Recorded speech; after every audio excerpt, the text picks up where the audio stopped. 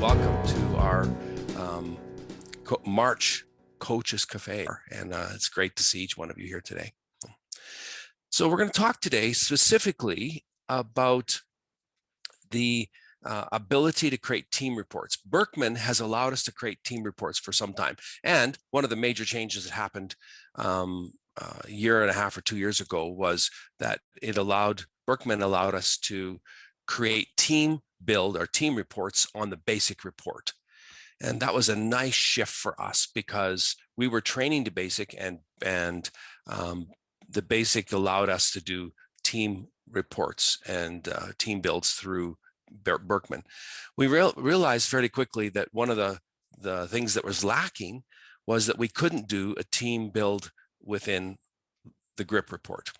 And we talked about that. We've looked at that. We've dialogued about that for some time. And finally, just a couple of weeks ago, implemented the ability to build reports on GRIP. So I wanted to show you today some of the how that looks and works. I had one of the coaches call me the other day who tried it and said, "This is so confusing. I can't figure it out." And so I wrote this long note, and they read, "Oh, okay, that makes sense now." But I realized we probably just need to look at that.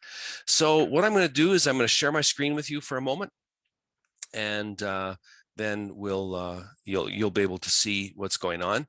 What I'm going to show you is the GRIP-Birkman page. I've already logged in, and so what you're going to see is me having logged in. So I'm going to share my screen.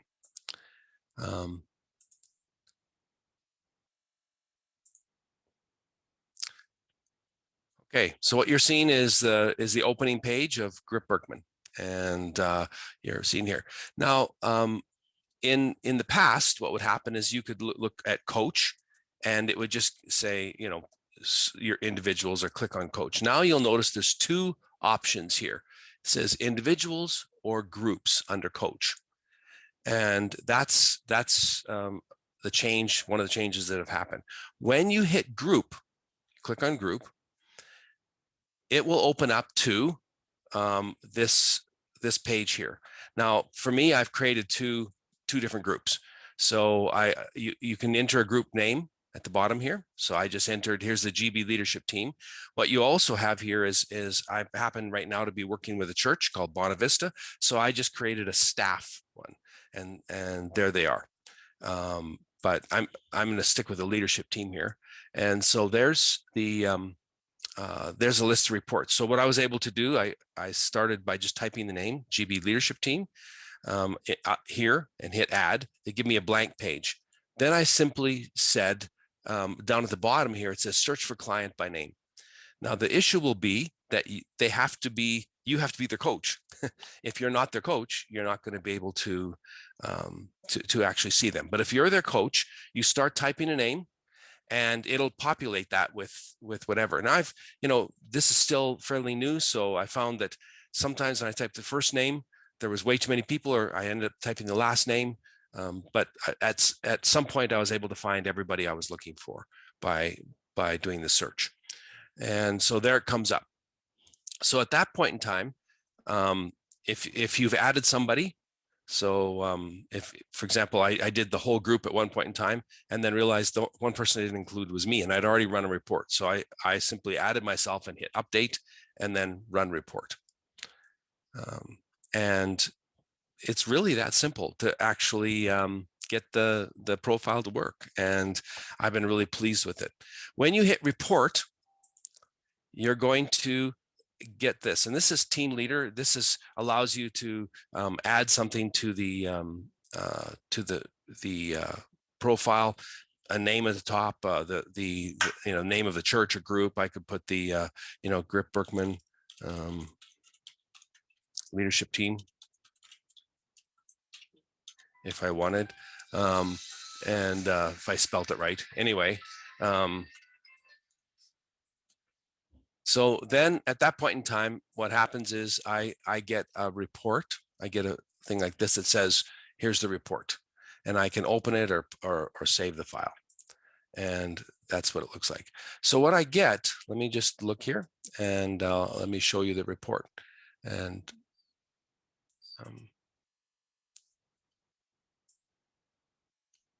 so what I got was a report, report 2, and when I click on it, open with Excel.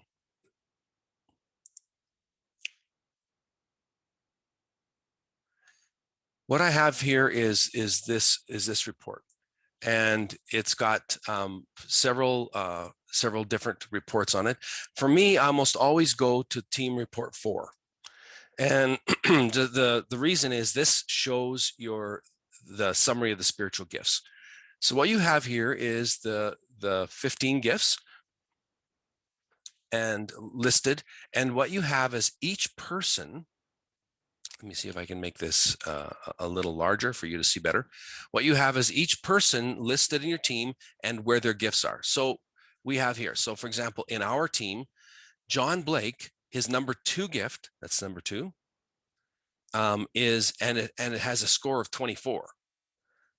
So is number 1 gift is administration. Susan Gay's number 6 gift is administration, and the raw score on a scale of 1 to 25, or actually the lowest you can get is 5, highest is 25. The raw score there is 17. So this gives me an immediate picture of who is gifted with what. You'll notice that discernment, there's 3 of us. Dee Dee in our team, that's her number 3 gift. John Blake is this number 5 gift, and that's my number 6 gift in the list, and it only lists top 6 gifts. Sadly, no one on our team has the gift of evangelism in the top 6. And so, we're going to work on the GRIP report, but it's not evangelism explosion. It's simply because of the way the group is done. Exhortation, you'll notice here that Larry has the number 1 gift in this, and that's his number 1 gift, a score of 23. For Susan, it's also a number 1 gift. And John is number 3. For me, it's number 3, and Dee Dee, it's number 6. So what happens is when I'm getting ready to do a team build, and I'm wanting to, I can look at this very quickly, and I have some very clear ideas of the gift mix of people. Nobody in their gift has mercy or service as their number 1 gifts. Nobody has helps as their not number 1, the first top 6 gifts. So it very quickly works with this. I was working with a team the other day, tried this, and it was very clear that there was some things going on in that team. And I was able to say, based on the way this team had been together, probably it was a church team, but they'd probably been together 8 years as a team. So a very solid team. So just looking at this group report overview, the spiritual gifts, I was able to just make some sort of comments about, what does this tell you about your team? What does this say about the emphasis that your group has? What does this say about the things that everybody's eyes light up when you begin talking about these particular issues? And consequently, that becomes just a great tool for looking at it. So let me just pause. Any questions here? Anything that that you wanted to ask a question about or get clarification on? Okay, good. Okay, so that's go ahead. One question, and that is, just to be clear, how did you get to the reports in the very beginning? Once again, sure. Let's first log on to the website. What was the sequence to actually create the reports? Okay, so let's go back to the main page, to the home page. So let's do that again. So I'm going back to the home page. I've already signed in. That's there. So I'm going to coach, and under coach you have the 2 options: individual, and that's like we always have. I want to look at the profiles for one of my clients, or group. When I click on group, it's going to pull up my group reports. If I don't have any, your first time you do it, you won't have any, and you start by entering a group report name. And so I created 2 of them here. Actually, I've created several and then deleted them because I'm done with them, but you can have quite a number of them, of the reports here. So this is from the opening page and group. So you create your group and you can add people one by one, or and then report. And if you want, when you're done with this group, delete it and it's gone. Okay. So that's how you get to this. And then when you hit report, it'll download it in your browser. I'm using a browser that shows it here. Depending on your browser, you're going to see where it downloads it. Mine downloads to downloads, and I'm able to go to downloads and pick up that. It always just calls it Excel. It doesn't give it a fancy name, sorry, but it's usually the last one in your report. When I open up that Excel spreadsheet, this is what I'm looking at. So, and the bottom of the spreadsheet has 4 tabs. And like I said, I almost always go right at the beginning to team report 4. Just this gives me the quick overview. Now, once I've done that and I can see the GIFs, it's got team styles here, bodybuilding roles, it lays it out. The red is people's needs. So that's pretty easy to figure out.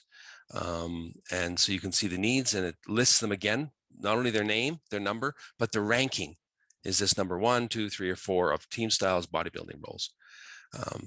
Let's go back to report 1. So this is your team style. So this again puts it in another way. So here's my team members. The team leaders, John Blake of this particular team, and the primary and secondary roles, and what is the need area of our team style. So consequently, you can see that John Blake's need area is let's stay together. Both Larry and I, it's let's be careful. That's our need area. Basically, both Larry and I are let's just get the job done. We'll pick up the pieces later. And so we need people who are saying no. Let's be careful. And then Dee Dee and Susan, their need area is let's go. Both Larry and I, that's our strength. That's our number 1 primary. And Dee Dee and John have let me help you. Susan's let's stay together. And secondary is here. So there you have the team members, their strengths, their need areas in this nice little graph altogether.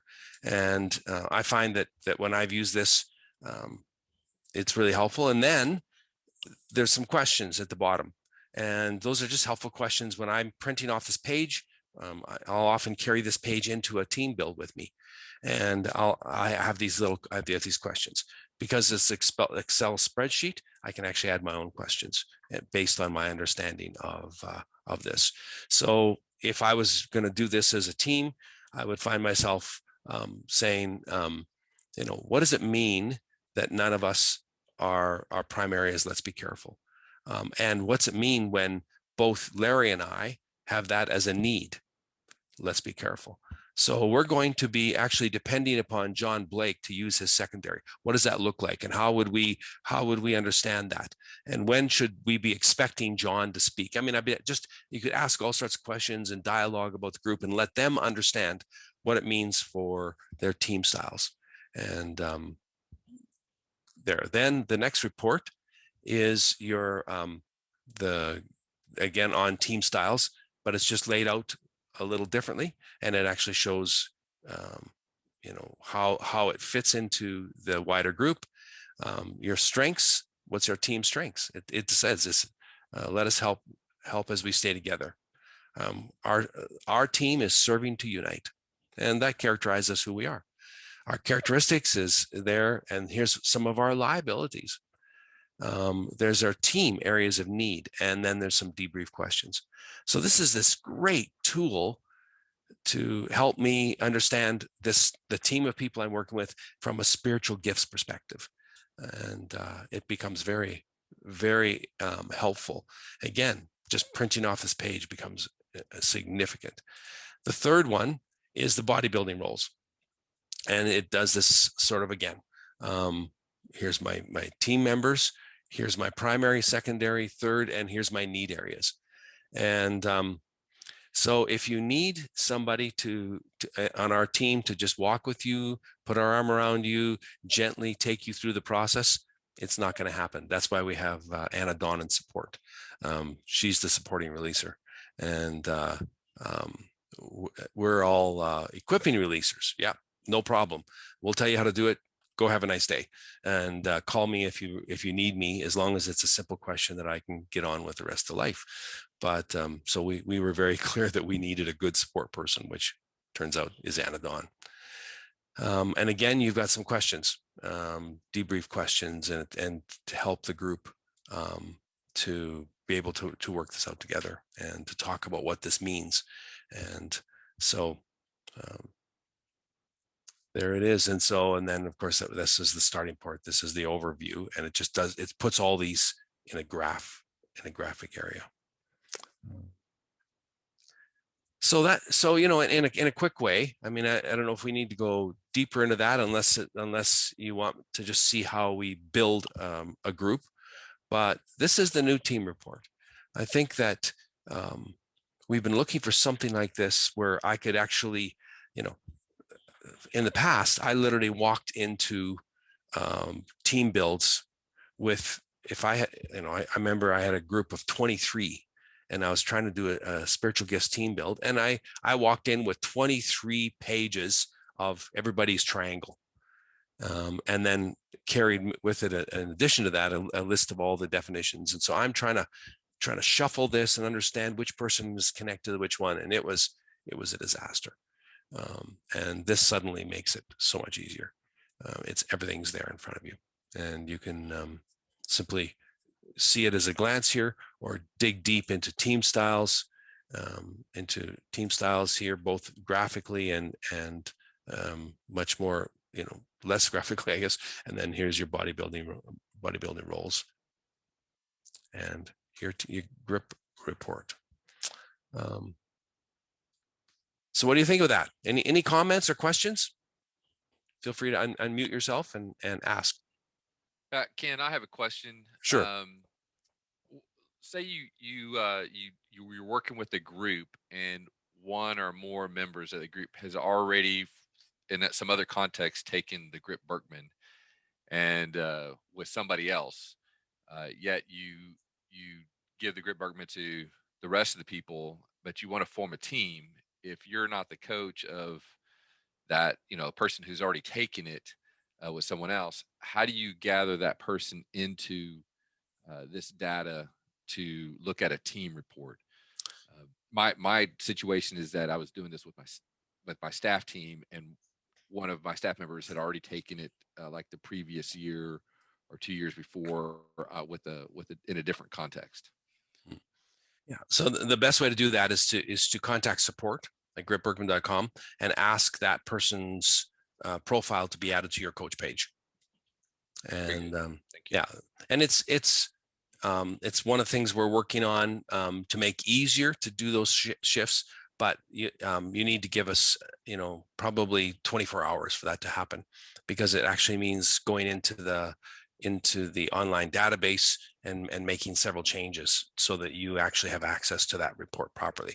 We can do it, but yeah, the only way to do it is through just contacting support and saying, I'm doing a team report and I need these 3 people or 2 people under my coach, or I need access to their profile. So does that take that person away from the previous coach? At this point, yes. Is there any kind of notification of that? I don't know that coach would want to do a group report of all the different, whatever that context was. Yeah, in the past, part of the reason it's taken so long is we often try and contact that coach and notify them that they're losing, that this person is being taken away. And in a situation where if they said, actually, I'm doing on a different team, I'm doing a team build, then we would make arrangements to, after you're done a week later, we would move them back or something. And we're willing to do that. It's not as easy a process as we would like, but at the same time, the hardness of the process is we wanted to keep the integrity of who you're coaching, and who has access to reports. So That's good. That's very helpful. Thank you, Ken. yeah, no problem. No problem. Anybody else got a question? Hi, Chris. Go ahead. Yeah, so Ken, I'm just looking at it as we're walking through this, trying to create my own team. And now I don't have myself as a client. Does that make a difference? Because I can't add my name to a group report. But I also can't add my wife, even though she's listed as one of my clients for some Yeah, reason. and there's several reasons for that. Number one is that sometimes we just had this situation yesterday. Somebody wrote the report a long time ago, and when we did the update from the old leadership grip into the new report, for some reason it didn't get updated. So whether there was an error in the process, whether something wasn't done right, in those cases, the best way to do that is to contact us. And the ideal is simply we would encourage her to write the report again. Your report, if it's in the database, again, it's just a simple case of allowing you access to it. Yeah. The person I was dealing with yesterday about this issue, he wrote it prior to even 2017. So we're on our third database, if you will, since from 2000 to 2017. We had one database from 2017 to halfway through 2020. We had a second database, but then we realized, and then we went to the website, and that's the third database. And so some of the stuff especially from the first database, just didn't get carried over. Part of it was because the questions are different. We actually updated the questionnaire, the profile, so the questions were different. So the integrity of bringing it over was not going to work. So what the best way there again is for you, contact support, say, I need my access to my own report. We can do that. And for your wife would be the best option is say, you know what, now's maybe a good time to write it again. And I think we can make that happen. And so. Yeah, I know she wrote it within the last year. So that's where. Yeah. Yeah. Well, we just need to figure out. Contact Anna Don. Yeah. It could, it could be anything from the fact that when it got listed under you as a coach, somehow or another, a space was added in so that it doesn't look like you, or could sometimes different email. One of the things that we do deal with is that some of you have multiple emails, and then you register under a certain email, you sign in, you run a report, and then you log in under a different email and you can't find it. Well, it's not smart. Software is not smart enough to know that the different email can be for the same person. So sometimes that's an issue as well. And we just have to work through that. Yeah. Okay. So this, go ahead, Steve, did you have a question? Yeah, I was looking at, so I ran the report for my staff team, and I have 5 tabs. I have 2 team report 2. There's a team report 2 / TS grids 1 and team report 2 TS grids 2. Oh, good. Are they different? Yes. There's some difference in the wording in the pink. Oh, okay. Ish color. But it looks like everything else may be the same. Okay. I ran it a week ago or so, just to test it out, and there were 2 there, and so I just ran it again this morning after looking at yours and seeing that it should only have 4. But it still came down with A fifth one? a 5th one. So there's 2 team report 2s. Okay, good. Yeah.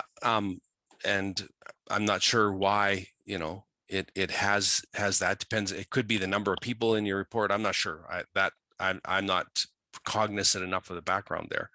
I know we had talked about having the team report with some more definitions. And so whether that's what you're getting, yeah, I don't know. As long as the information is correct, I'm not overly stressed about it. But I just wonder if you might have accidentally hit something, dragged it over to do a copy, because I just ran a fresh report on one just now, and it still just came up with 4 reports. Or Steve, you're just special. Yeah. You know, last month I had the same problem with an extra report or something like that on my profile. Oh yeah, that might, yeah, who knows? Those little guys in there sometimes just do their own thing, you know? Uh, so yeah, I've run this multiple times and I've only got the four reports. So I'm not sure what you're getting, but as long as it's not giving you false information, I'm good with that. So I'll send that report to staff, to the support, and to support at GRIP-Birkman and see if yeah, let us have a look at it. I'd love that. So yeah, send it to support and she'll get it back to us.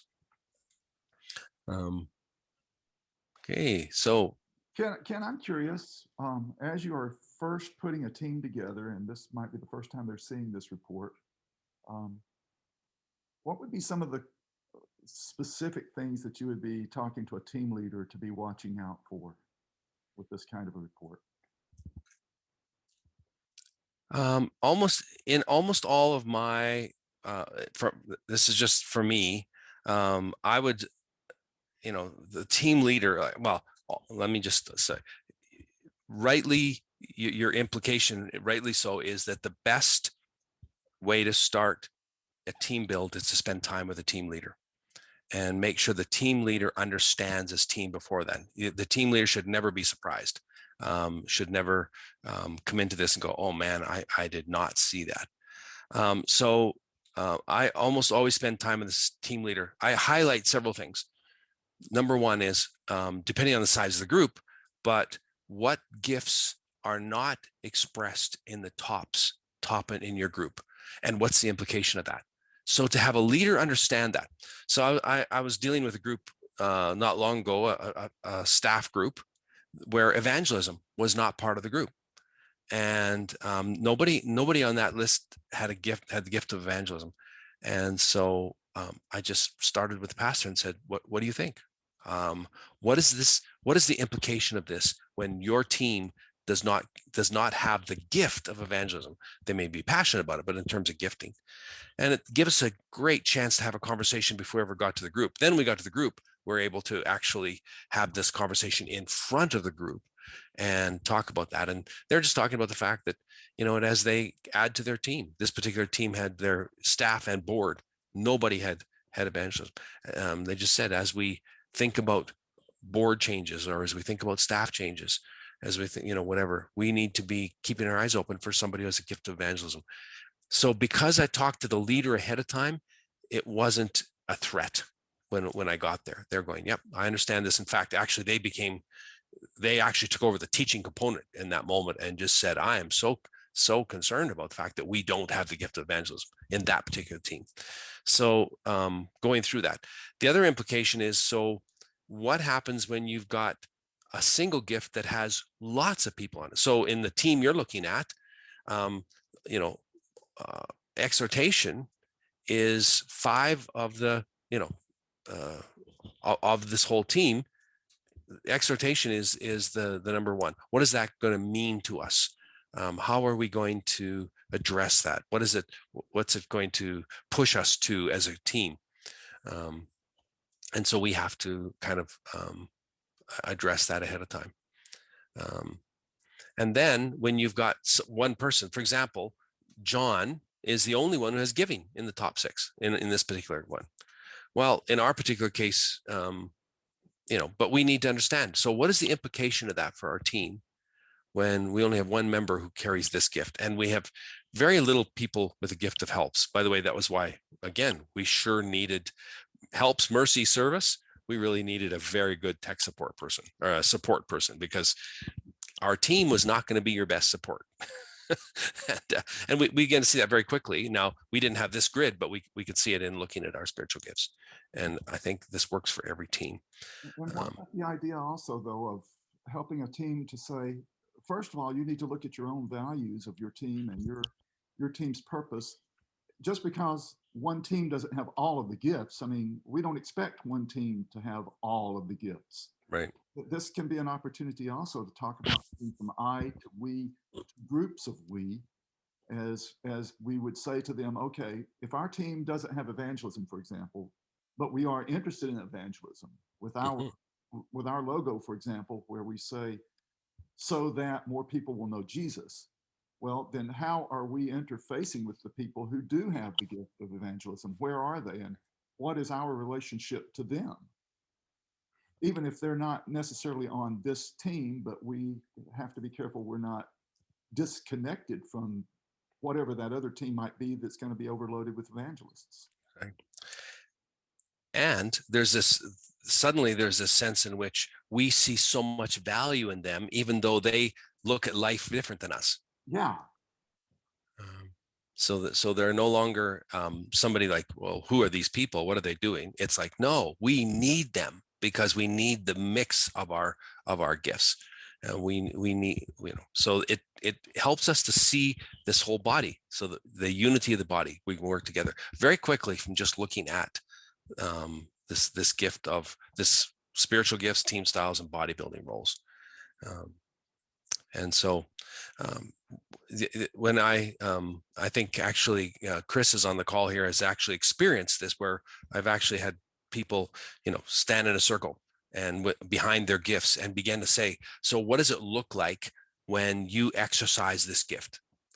And then have the team, the rest of the people around say, is this true? Do you see that? Yes, we affirm that in them.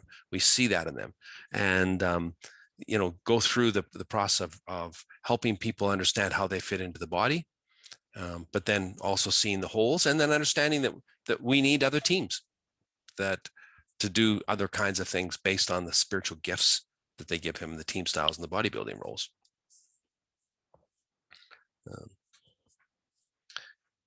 So, those that you've had a look at it, is this helpful? First of all, is the layout of the reports, the way that it puts things together, the information that it gives you, the graphic sense of this, the questions, debrief questions that kind of should prompt this. Do you see this as a helpful addition to what we offer you as coaches? Any comments there or thoughts?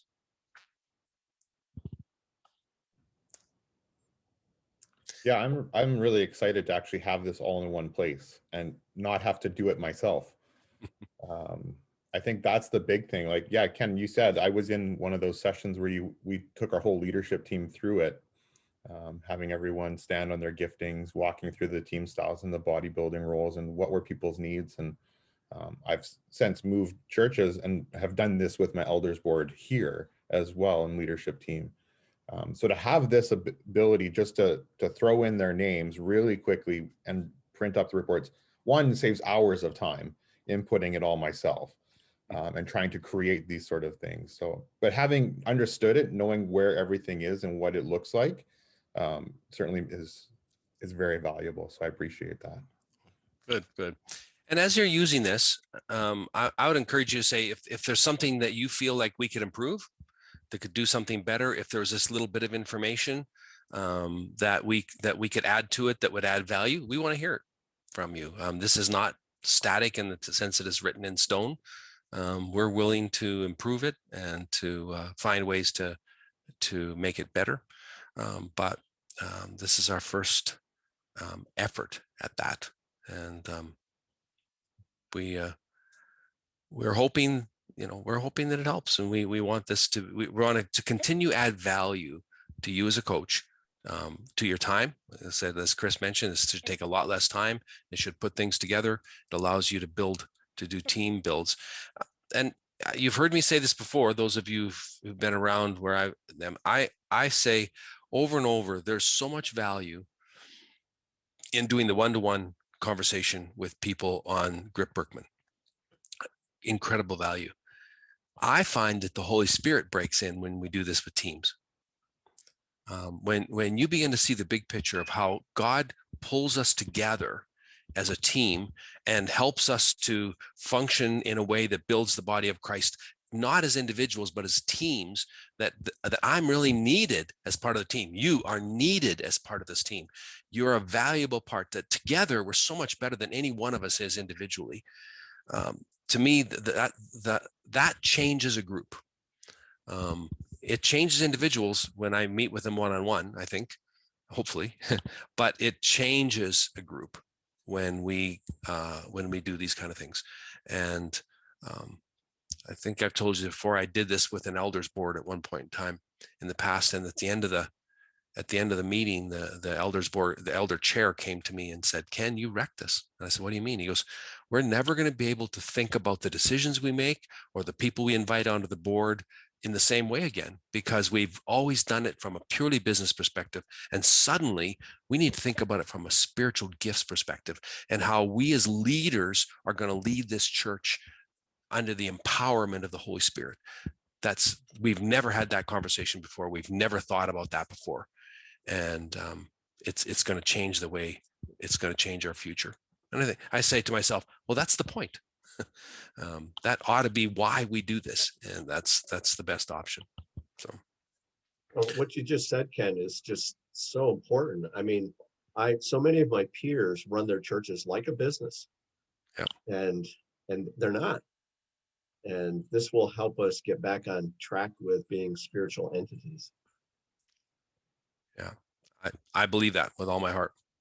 And we've had the tool there, but you're right, it took so much work. Now we just got one more way to make this simpler, straightforward, and have these have this kind of at our fingertips right away.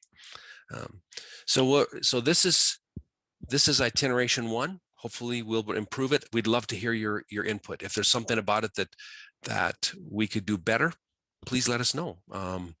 We have a to-do list for our website and for where we want to go as a GRIP-Birkman, well, actually, as an I-to-we organization. We have this idea of what the future looks like and what we want to do and what we want to accomplish. We would love to have input from you about that and how we could do it better. This was one thing. We're going to continue doing that. And just as an aside to that, those of you who've ordered reports will also recognize that no longer are you billed by GRIP-Birkman, you're billed by I-to-we. And I-to-we is really our overarching organization. Our goal is to move people from I to we. It's not about me, it's about us being together. And under the banner of I-to-we is GRIP-Birkman. But we're asking where else ought that to lead us into the future. So anyway, this is the report. It's hopefully simple enough for you to be able to use well. Feel free to contact support if you ever need it, or contact me. Our team's emails are on the website. And so you're welcome to contact any one of us if you have a question or comment, and we'd love to hear from you. So if we don't, there's some, I'm just looking at the, if there's any chats here that we need to deal with. It looks like it's taken care of. Any last comments? And then we're going to stop the recording.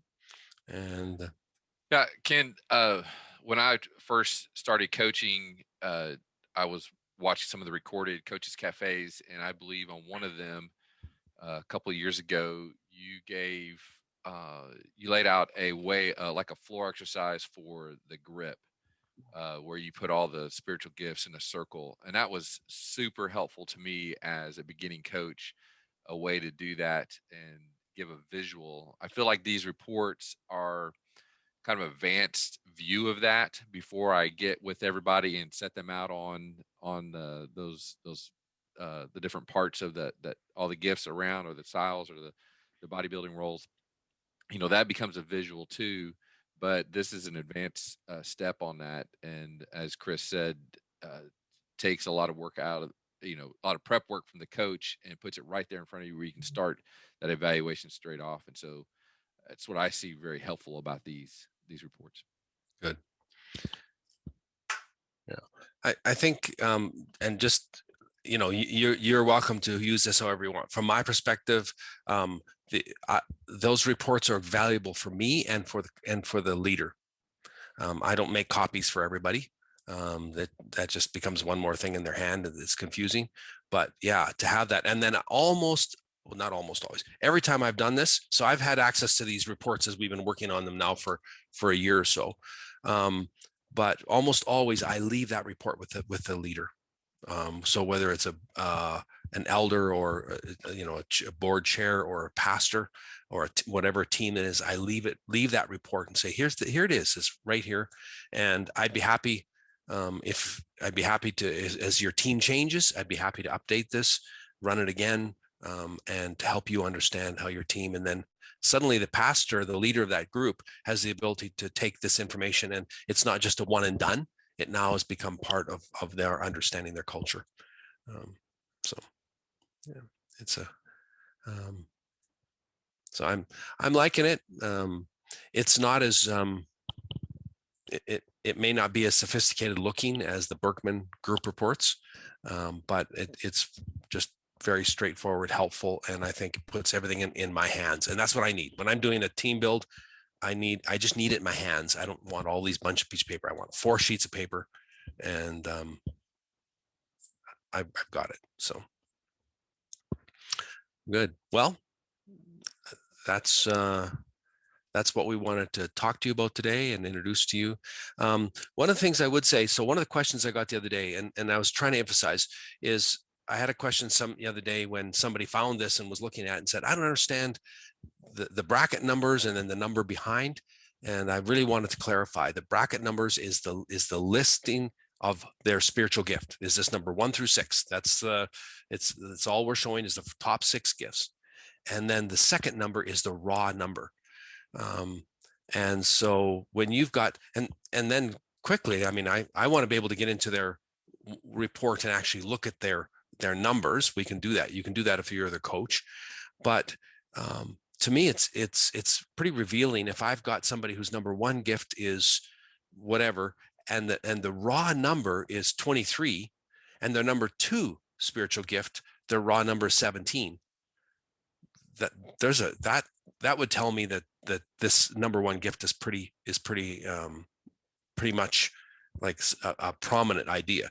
On the other hand, if their number 1, 2, and 3 gifts are all maybe even the same number or very, very close, 17, 16, 15, then that would tell me something about how they perceive their grouping of spiritual gifts in that way. And so each of this little bits of information actually helps us see the bigger picture, and that we're trying to get that information on there. So in the brackets, that's the spiritual gift. The number is the raw number, and so if that helps, the name, and then we included the names because we felt like you needed to be able to see who has that gift and how it fits into the whole. So, well, good.